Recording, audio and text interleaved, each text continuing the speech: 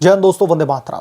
Congress party की ओर से जिस तरीके से संवैधानिक संस्थाओं को घेरने का दांव चला गया था, यह दांव अब पूरे के पूरे गांधी परिवार पर उल्टा पड़ गया है, क्योंकि राहुल गांधी, प्रियंका गांधी और सोनिया गांधी को इस बात का शायद अंदाजा भी नहीं रहा होगा कि कांग्रेस पार्टी की रैली में इतनी बड़ी बेहूदगी की जाएगी और यह बेहूदगी कांग्रेस पार्टी के लिए नासूर भी साबित होगी।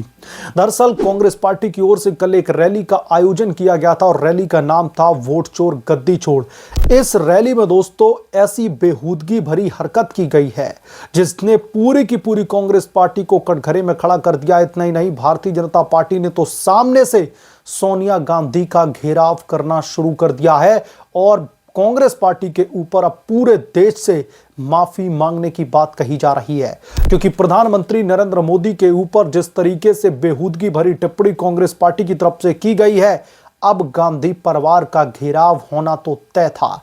और कल की रैली में जिस तरीके से संवैधानिक संस्थाओं को धमकाने का काम कर रही थी कांग्रेस पार्टी, इसने भी अब कहीं ना कहीं देश की जनता को आक्रोशित कर दिया है गांधी परिवार के खिलाफ में। इस रिपोर्ट में हम इन तमाम पहलुओं पर चर्चा करेंगे और कैसे राहुल गांधी, कांग्रेस पार्टी, सोनिया गांधी, प्रियंका गांधी वाड्रा अब एक नई मुसीबत में फंसते जा रहे हैं, इसके बारे में भी हम इस रिपोर्ट में विस्तार से चर्चा करेंगे। आप लोगों से भी गुजारिश है कि आप लोग भी अपनी राय, अपनी भावनाएं हमें कमेंट करके जरूर बताएं।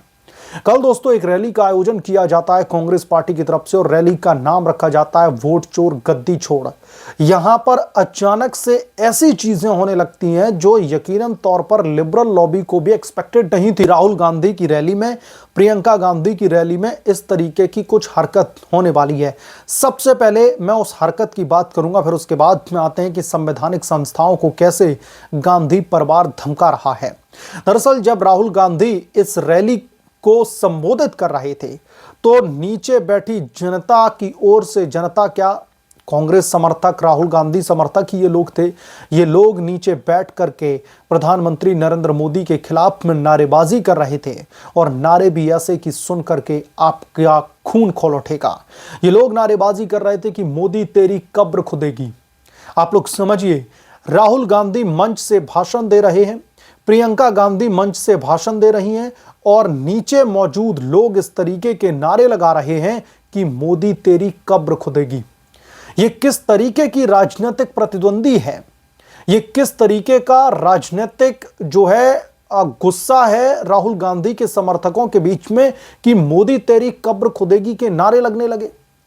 और इस नारे को लेकर के अब कैसे सदन के पटल पर भी अब लोगों का गुस्सा फूट रहा है, राजनीति होती दिख रही है, उसके बारे में भी हम चर्चा करेंगे। सदन में जैसे ही शीतकालीन सत्र चल रहा है, अभी सदन में जैसे ही जो है इसकी कार्रवाई शुरू होती है, भारतीय जनता पार्टी ने तुरंत सोनिया गांधी का घेराव करना शुरू कर दिया। भारतीय जनता पार्टी की तरफ से मांग की गई कि सोनिया गांधी जी पूरे देश से माफी मांगे कि किस तरीके से प्रधानमंत्री नरेंद्र मोदी के लिए ऐसे बेहूदगी भरे नारे लगाए गए। और सबसे बड़ी बात दोस्तों, पता हैरत की क्या है, जब कांग्रेस पार्टी का समूचा उच्च नेतृत्व मंच पर खड़ा है, मल्लिकार्जुन खड़गे से लेकर के सोनिया, प्रियंका गांधी और राहुल गांधी, और वहीं नीचे से जनता नारे लगा रही है कि मोदी तेरी कब्र खुदेगी। ये इतनी हिम्मत कहां से आई कांग्रेसियों में कि एक सिटिंग प्राइम मिनिस्टर की कब्र खोदने की बात कर रही है कांग्रेस पार्टी। और सोनिया गांधी को पूरे देश से माफी मांगने में भी शर्म आ रही है। जब सदन में कार्रवाई से पहले, सदन शुरू होता उससे पहले भारतीय जनता पार्टी ने यह मांग की कि कांग्रेस पार्टी की इस बेहुदा हरकत के लिए उन्हें देश से माफी मांगनी चाहिए, लेकिन सोनिया गांधी में इतना भी जो है वो नहीं था कि वो लोगों से माफी मांग सकें कि उनकी रैलियों में इस तरीके के नारे लग रहे हैं। प्रधानमंत्री नरेंद्र मोदी से इनका राजनीतिक वैमनस्य है, इस बात से इंकार नहीं किया जा सकता, लेकिन एक सिटिंग प्राइम मिनिस्टर, कम से कम प्रधानमंत्री के पद की गरिमा का तो ख्याल रखा होता। एक सिटिंग प्राइम मिनिस्टर के अगेंस्ट में ये नारे लगाए जाते हैं कि मोदी तेरी कब्र खुदेगी। अब इस मामले पर भारतीय जनता पार्टी बहुत ही ज्यादा आक्रोशित है और कांग्रेसियों के खिलाफ में दरअसल कार्रवाई भी की जा सकती है और बहुत ही जल्द इस बाबत कोई बड़ा एक्शन लिया जा सकता है। अब हम जरा उस रैली की भी बात कर लेते हैं जो पूरी तरीके से टाएं टाएं फिस हो चुकी है। भले ही कांग्रेस पार्टी और लिबरल लॉबी इस रैली को बढ़ा चढ़ा करके बताएं, लेकिन ये रैली पूरी तरीके से टाएं टाएं फिस हो गई। और ये रैली दोस्तों पता है किस पर आधारित थी? राहुल गांधी जो पिछले 5 सालों से आरोप लगा रहे हैं, राहुल गांधी जो पिछले 5 सालों से संवैधानिक संस्थाओं के खिलाफ में जहर उगल रहे हैं, सब कुछ एक रिपीटेड टेलीकास्ट था। आप ये समझ लीजिए, राहुल गांधी जो प्रेस कॉन्फ्रेंस करते हैं, राहुल गांधी जो सदन के बाहर मीडिया को मुखातिब करते हुए बोलते हैं, या फिर अपनी भारत जोड़ो यात्रा में, या फिर वोट चोरी यात्रा में बोलते हैं, उससे कुछ भी नया यहां पर नहीं था। एक चीज नई थी, वो नई ये थी कि अब वो सीधे सीधे जो चुनाव आयुक्त हैं, जो चुनाव आयोग हैं, उन्हें धमकी दे रहे हैं। धमकाया जा रहा है एक संवैधानिक संस्था को। आप लोग समझिए, राजनीति इतने निचले स्तर की कांग्रेस पार्टी कर रही है। मैं एग्जैक्टली कोट करके बताता हूं रैली में हुआ क्या। राहुल गांधी जब मंच से भाषण दे रहे थे तो राहुल गांधी ने चुनाव आयुक्तों के नाम लेकर के उन पर बीजेपी के साथ में मिलकर के काम करने का आरोप लगाया। यहां तक कि सत्ता में आने पर उनके खिलाफ में कार्रवाई की जाएगी।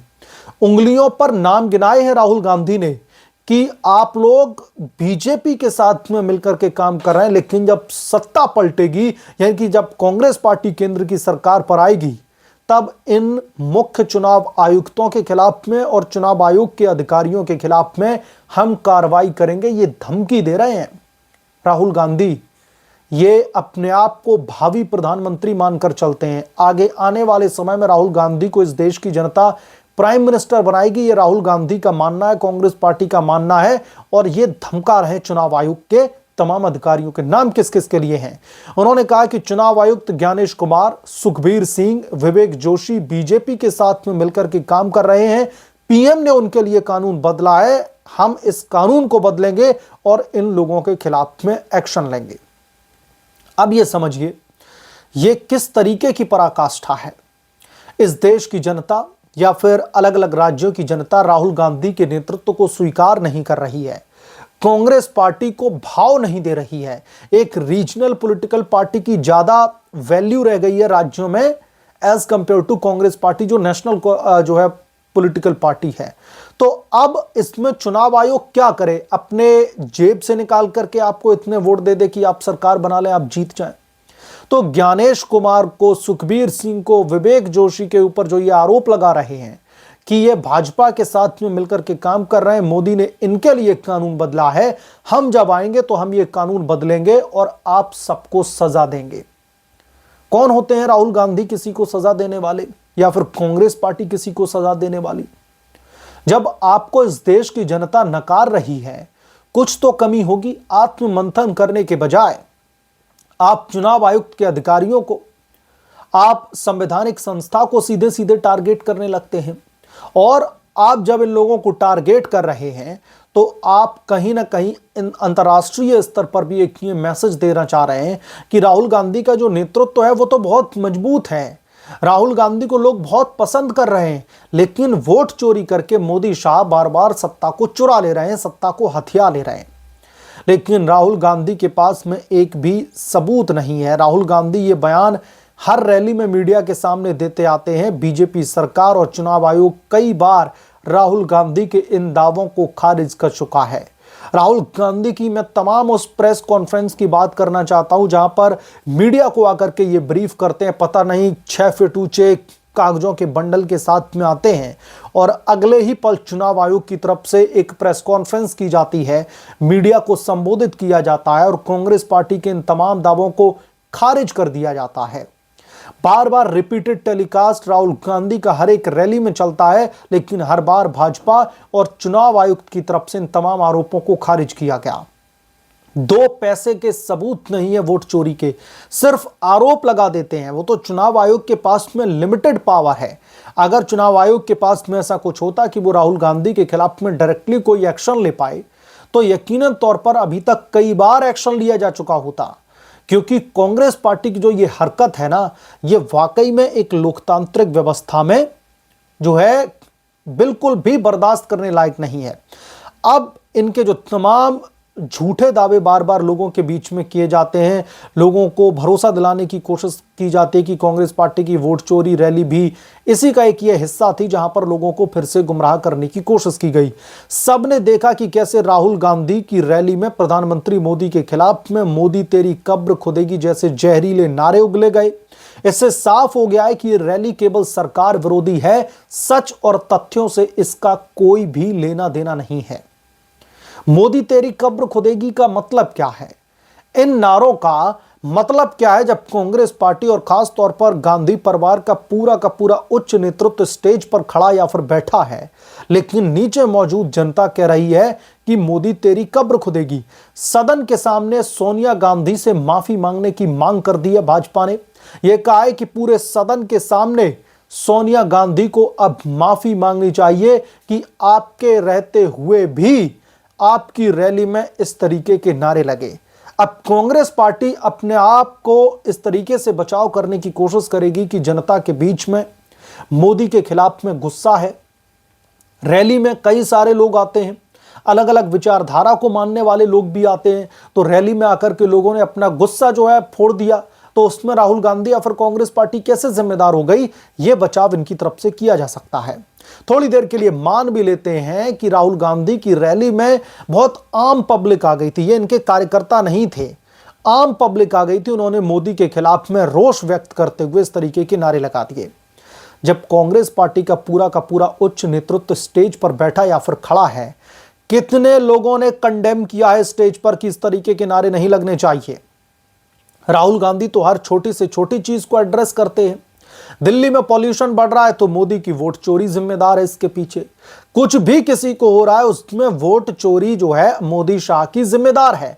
तो फिर राहुल गांधी ने क्या उस पॉलिटिकल मंच से इस बयान को या फिर इन नारों को कंडेम किया है? बिल्कुल भी नहीं किया है, क्योंकि सबको पता है कि इसके इशारे पर इस तरीके के नारे लगाए जाते हैं। बहरहाल कांग्रेस पार्टी के इस तगड़े ब्लंडर की वजह से अब कांग्रेस पार्टी एक नई मुसीबत में फंसती दिख रही है। लोगों का गुस्सा भी अब गांधी परिवार और कांग्रेस पार्टी के खिलाफ में फूट रहा है। बहरहाल इस मामले पर आप क्या सोचते हैं, आपकी क्या राय है, हमें कमेंट करके जरूर बताएं। जल्द मिलूंगा किसी दूसरे बड़े अपडेट के साथ में, तब तक के लिए धन्यवाद। अगर आप लोग चैनल पर नए हैं तो प्लीज चैनल को सब्सक्राइब करें, साइड बने बेल आइकन को जरूर प्रेस करें ताकि जब भी मैं कोई बड़ी खबर लेकर आऊं तो इसकी जानकारी सबसे पहले आपको मिले।